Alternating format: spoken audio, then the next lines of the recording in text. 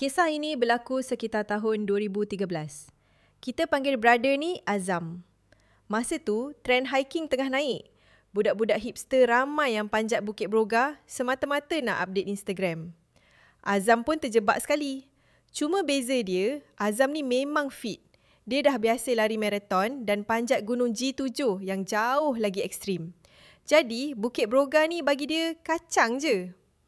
Dia nekat drive seorang diri dari KL sampai sana pukul 6.30 pagi. Suasana masih gelap.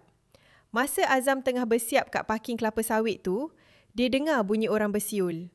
Bunyi tu datang dari pokok sawit depan kereta dia. Bila suluh, tak ada orang.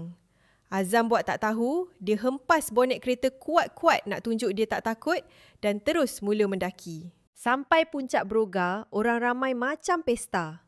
Azam pun sempatlah bergambar. Tapi sebab dia rasa tak puas, dia decide nak lajak ke Gunung Tok Wan. Jarak dalam 6.5 km je. Ramai orang tak tahu, laluan ke Tok Wan ni sunyi dan kena lalu belakang satu batu besar. Masa masuk je trek hutan Tok Wan, suasana berubah 360 darjah. Sunyi sepi.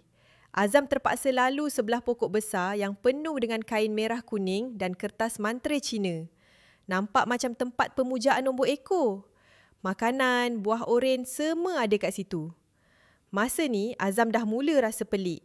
Dia perasan dia asyik lalu jalan yang sama sampai 3 kali. Mula-mula dia sedapkan hati. Mungkin perasaan je.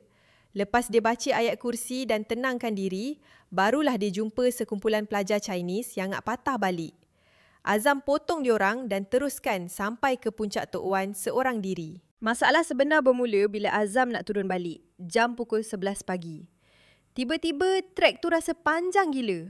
Jalan punya jalan tak sampai-sampai. Bekalan air dan coklat dah habis. Azam mula rasa penat yang luar biasa. Penat yang dia tak pernah rasa seumur hidup, walaupun dia Rana Tegar. Tengah jalan sorang-sorang, tiba-tiba dia dengar bunyi dengusan kuat. Grrrr. Bunyi macam harimau, betul-betul dekat telinga. Berderau darah Azam. Air mata jantan dia mengalir sebab terlampau takut.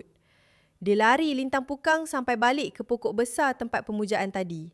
Tapi bila dia nak keluar dari pintu hutan Tok Wan tu, dia dikepung.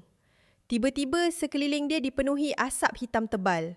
Pokok-pokok kiri kanan nampak macam terbakar dengan api yang marak. Panas dia lain macam.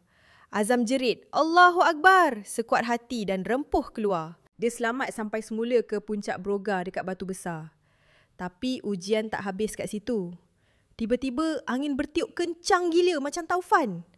Bunyi angin berdesing menyakitkan telinga. Azam cuba cari jalan turun ke parkir, tapi dia buntu. Puncak Broga yang sepatutnya lapang dan jelas tu, tiba-tiba jadi macam labirin.